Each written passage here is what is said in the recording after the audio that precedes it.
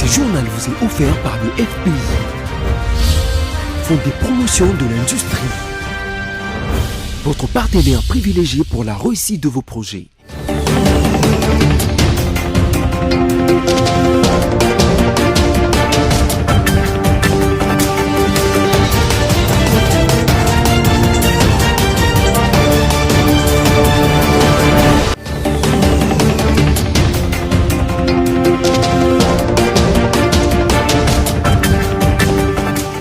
Mesdames, Messieurs, bienvenue à ce nouveau numéro du journal sur BSC TV, dont voici le sommaire. Le Congo central est la 7e province de la RDC touchée par le Covid-19 depuis les débuts de la pandémie dans les pays en mars dernier. Le cumul est de 471 cas confirmés, 56 guéris et 30 décès en encore le dernier bulletin de l'équipe de riposte au Covid-19. Et puis 10 $ américains passent de 1750 francs congolais à 18 000 francs congolais à Kinshasa. Cette dépréciation de la monnaie locale a enchaîné la hausse de prix de biens de première nécessité et des denrées alimentaires sur les différents lieux de négoce de la capitale. Enfin, Christian Malard, journaliste de I24 News, un média israélien, a finalement présenté ses excuses au chef de l'État Félix Tshisekedi et au sénateur Joseph Kabila, qu'il avait qualifiés des tyrans et d'escrocs. Christian Malard, correspondant de I24 News basé en France, a également présenté ses excuses à tous les Congolais pour ce propos injurieux. Encore une fois de plus, bienvenue à toutes et à tous. Le gouvernement de la République démocratique du Congo projette de recourir au collectif budgétaire afin d'adapter les dépenses des institutions publiques aux moyens de l'État dont la situation économique est impactée négativement par le Covid-19. C'est ce qu'a déclaré le Premier ministre Sylvestre Ilunga Ilunkamba au sorti d'une réunion avec les présidents des deux chambres du Parlement le lundi 27 avril 2020. Images et commentaires. Le gouvernement congolais pense recourir au collectif budgétaire afin d'adapter les dépenses des institutions publiques aux moyens de l'État dont la situation économique est impactée négativement par le Covid-19.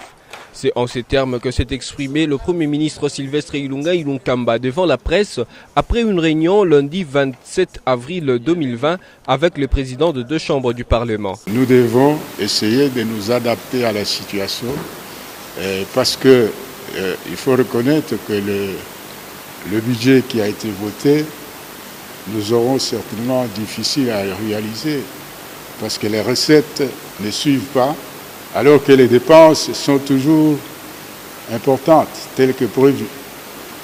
Donc nous avons discuté avec la présidente de l'Assemblée nationale et le président du Sénat pour voir comment on peut arriver assez rapidement à un collectif budgétaire pour tenir compte de la réalité d'aujourd'hui.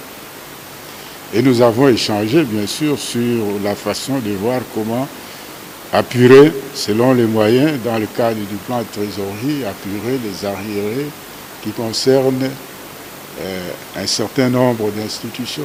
Le patron de l'exécutif national a aussi fait remarquer au président du Sénat et à la présidente de l'Assemblée nationale que le pays connaît un ralentissement de ses importations et exportations, réduisant ainsi les recettes attendues dans le budget 2020. Il convient ici d'expliquer que le collectif budgétaire est une loi de finances modifiant en cours de l'année le budget initial voté l'année précédente. Vous l'avez suivi au sommaire, le journaliste indépendant Christian Malard a présenté ses excuses lundi 27 avril 2020 au président de la République démocratique du Congo, Félix Tshisekedi Tshilombo, et à son prédécesseur Joseph Kabila Kabange, ainsi qu'au peuple congolais, suite à ses propos irrévérencieux sur la télé israélienne I24 News. Plus de détails, c'est dans cet élément signé Merveille Bavabébaï. Oui, emballé, c'est le cas de dire. Oui, Jean-Charles. C'était en direct sur la chaîne de télévision israélienne I24 News, exactement comme il y a 5 jours, que le journaliste indépendant Christian Malard, tête baissée, a présenté ce lundi 27 avril 2020 ses excuses au président congolais Félix Antoine Tshisekedi Tshilombo et à son prédécesseur Joseph Kabila Kabange, après avoir tenu des propos outrageux à leur égard le jeudi 23 avril dernier concernant le Covid-19 en Afrique sur la même chaîne. Ces derniers reconnaissent s'être emballés dans ses propos. Il y a des fois, hélas, malheureusement, où les paroles peuvent dépasser la pensée. Ça a été le cas. Ça a été le cas. De ma propre initiative, et je le répète, de ma propre initiative, je tiens à m'en excuser sincèrement, auprès du président Tshisekedi, auprès du président Kabila, mais aussi auprès du peuple de la RCD. Un mea culpa qui s'ensuit des mots d'encouragement au chef de l'État, à son prédécesseur et au peuple congolais. Je leur souhaite bonne continuation et courage dans cette période où le coronavirus ébranle la planète tout entière. Et puis j'espère vraiment que l'avenir nous permettra d'avancer en toute solidarité et sérénité et dans le respect mutuel et avec une meilleure compréhension peut-être de ma part. Kinshasa avait, par l'entremise du ministre des Affaires étrangères, Marie Toumba-Nzeza, exigé à son homologue israélien des excuses en public de la part de la chaîne de télévision I24 News et à son correspondant résidant en France pour insulte au chef de l'État congolais et à son prédécesseur. Le ministre de l'Information et de la Communication, Jolino Makelele, a quant à lui indiqué dans un communiqué officiel publié le lundi 27 avril 2020 qu'au-delà des excuses, la chaîne de télévision I24 News et son journaliste seront traduits en justice pour indignation, calomnie, imputation dommageable et outrage à un chef de l'État étranger au niveau des instances compétentes. Tout à fait autre chose à présent, la République démocratique du Congo totalise 471 cas confirmés de coronavirus. Il y a par ailleurs 56 guéris et 30 décès. Le Congo central est la 7e province touchée par ces fléaux du siècle. Christelle Genda signe ce reportage. Depuis les débuts de la pandémie du coronavirus déclarée le 10 mars 2020 en RDC, le cumul fait état de 471 cas confirmés, dont 56 personnes guéries et 30 décès. L'équipe de la riposte contre la maladie à coronavirus a donné la situation épidémiologique de ce lundi 28 avril 2020. 12 nouveaux cas confirmés, dont 10 à Kinshasa, la capitale, et 2 au Congo central, précisément à Matadi. 6 nouvelles personnes sorties guéries. 312 patients en bonne évolution et 226 cas suspects en cours d'investigation, tandis que les cas non indiqués sont pris en charge par les personnels soignants. Notons qu'une nouvelle zone infectée par le Covid-19 en RDC, il s'agit de la ville de Matadi dans la province du Congo central. Selon le gouverneur de cette province, Atumatu Bwana, ces personnes contaminées ont déjà été isolées et placées en quarantaine. Notons également que 2 personnes ont été testées positives au Covid-19 parmi les personnes rapatriées de Dubaï. Par ailleurs, l'équipe de la riposte a également signalé une chaîne de transmission identifiée autour d'un cas confirmé décédé le 1er avril 2020 dans la zone de santé de Lemba à Kinshasa. Ce cas a généré 7 autres contaminations. Aussi, à Mbinza Météo, on note la résistance pour l'évacuation des 10 cas confirmés autour d'un cas probable. Les équipes de la sécurité est en cours des négociations afin de briser cette résistance.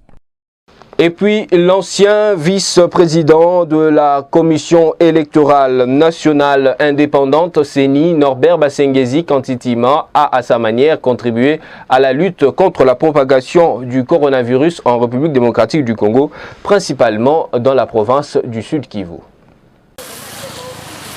C'est dans un échange avec le ministre provincial de la Santé que Norbert Basengezi Kantitima lance un appel à tous, gouvernement, hôpitaux, le média ainsi qu'aux partenaires internationaux afin qu'ensemble puissions lutter contre les coronavirus. Faisant le premier pas, le président du conseil d'administration du centre hospitalier Biopharm a remis des kits sanitaires composés de désinfectants, de masques de protection ainsi que de thermomètres laser. Réveillons-nous nous tous, comme pour le cas d'Ebola, qu'on commence par penser à des mesures préventives. Si on a manqué des masques en Allemagne, en Belgique ou en France, vous voyez que si ça nous arrivait, sans prévenir, il faut quand même des solutions locales. C'est comme ça que moi-même j'ai pensé, est-ce qu'on peut faire un centre couturier ici avec quelques machines et qu'il fasse agréer, parce que si nous Biopharm nous amenons des tissus, ça c'est importé, ce que vous avez là-bas. Les gens aiment les choses importées. Est-ce que si on les fait localement, ça a les mêmes effets préventifs? Je demande donc au ministre de réunir l'OMS localement ici, de réunir également le PNUD, la MONUSCO, mais aussi la population elle-même. L'essentiel, c'est de sauver des vies humaines.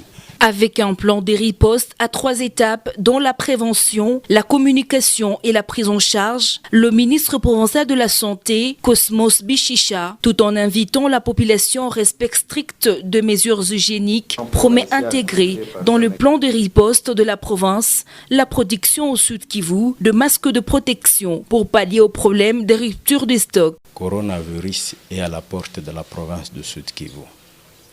Cependant, on demande à la population de ne pas paniquer, de ne pas avoir peur, parce qu'on ne peut pas vaincre cette maladie avec la peur, mais on va la vaincre avec l'engagement communautaire, avec l'engagement de toute la population.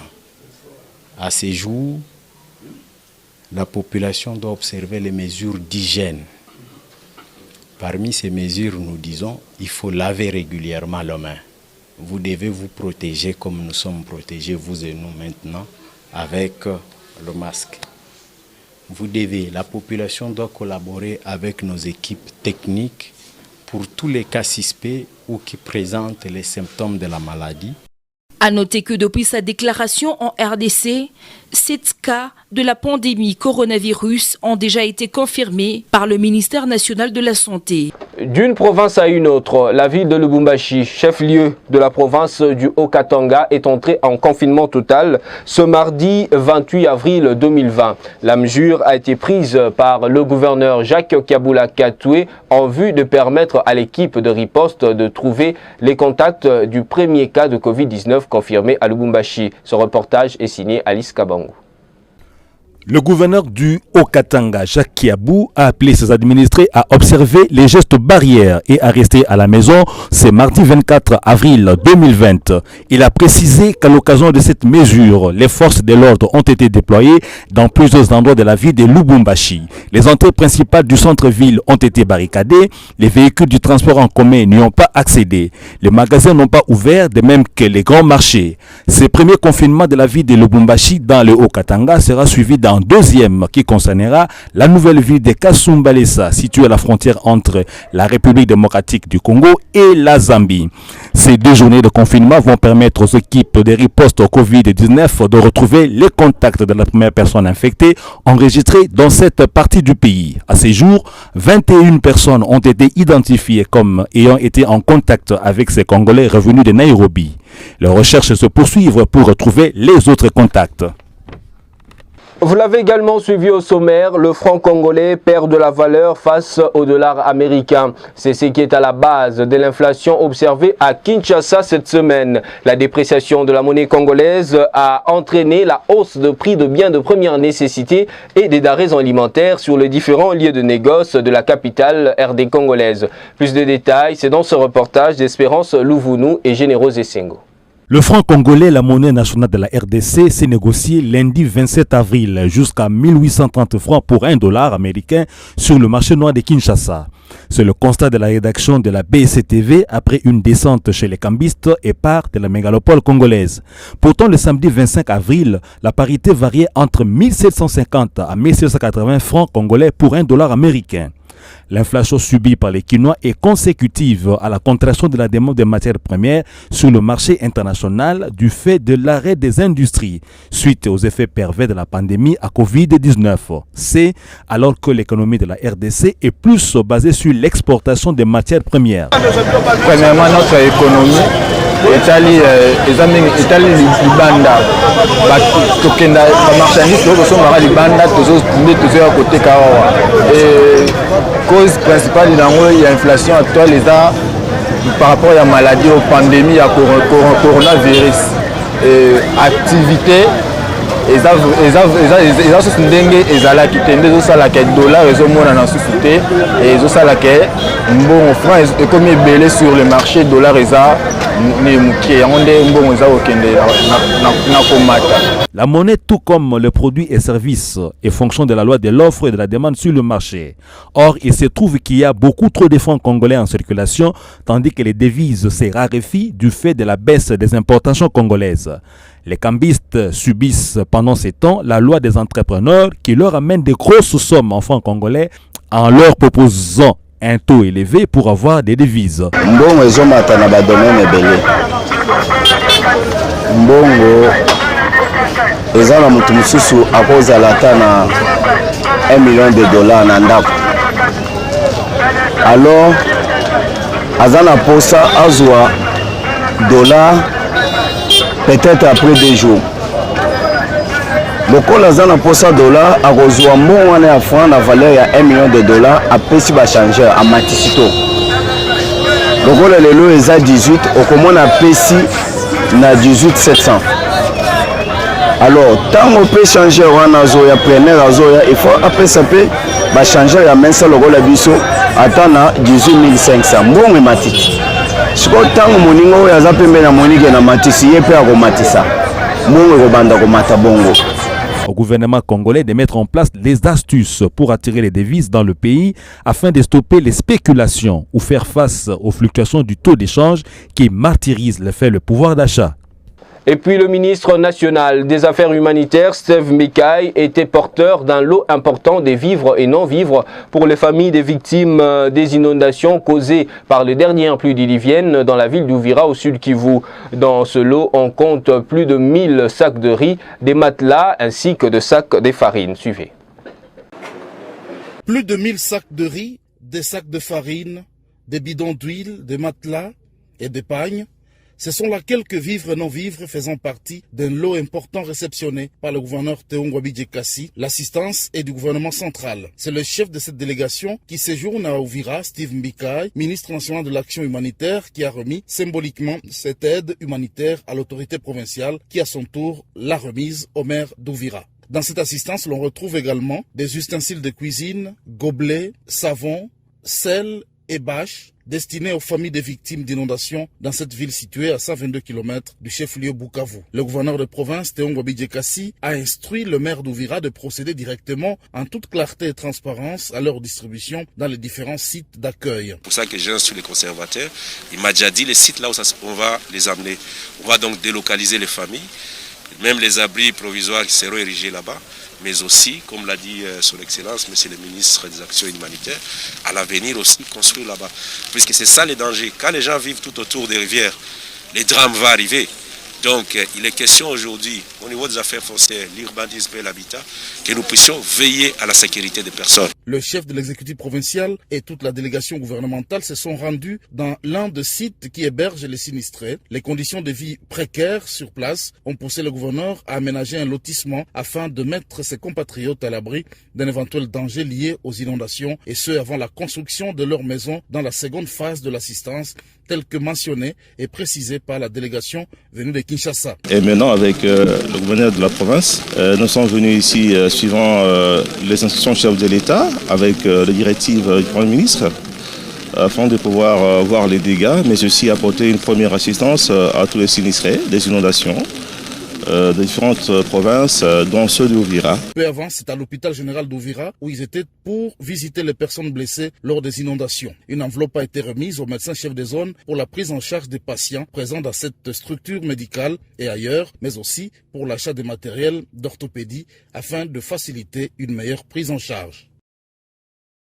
Terminons ce journal par cette information. Les parlementaires du Congo central plaident pour la prise en compte de certaines revendications du député honoraire Zakari Badiengila, alias Nemwanantsemi. Cette demande a été faite lundi 27 avril au Palais du Peuple. Espérance Louvono.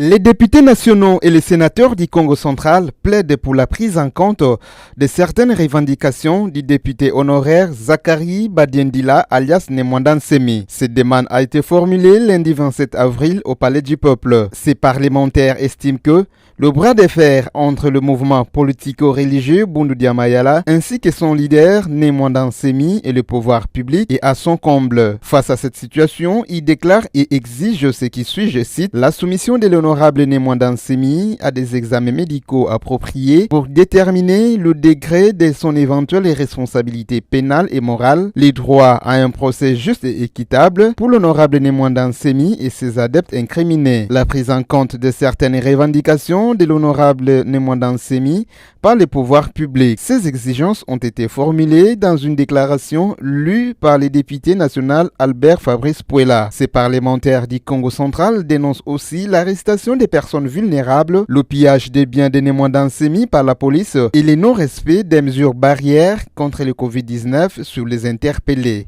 Madame, Monsieur, ce journal est terminé. En voici le rappel de principaux titres. Le Congo central est la 7e province de la RDC touchée par le Covid-19 depuis les débuts de la pandémie dans les pays en mars dernier. Le cumul est de 471 cas confirmés, 56 guéris et 30 décès, en encore le dernier bulletin de l'équipe de riposte au Covid-19.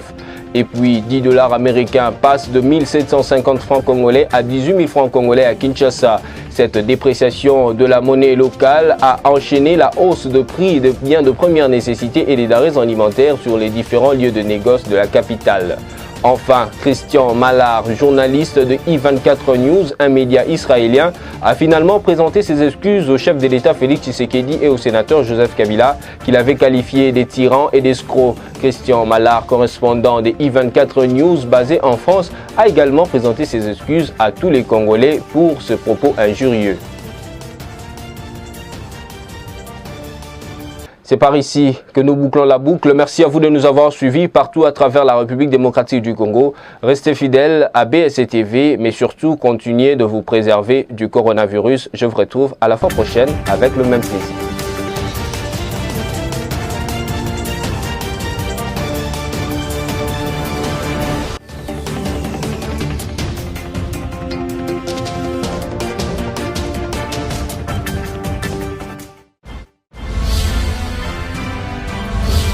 Ce journal vous a été offert par le FPI, Fonds des promotions de l'industrie, votre partenaire privilégié pour la réussite de vos projets.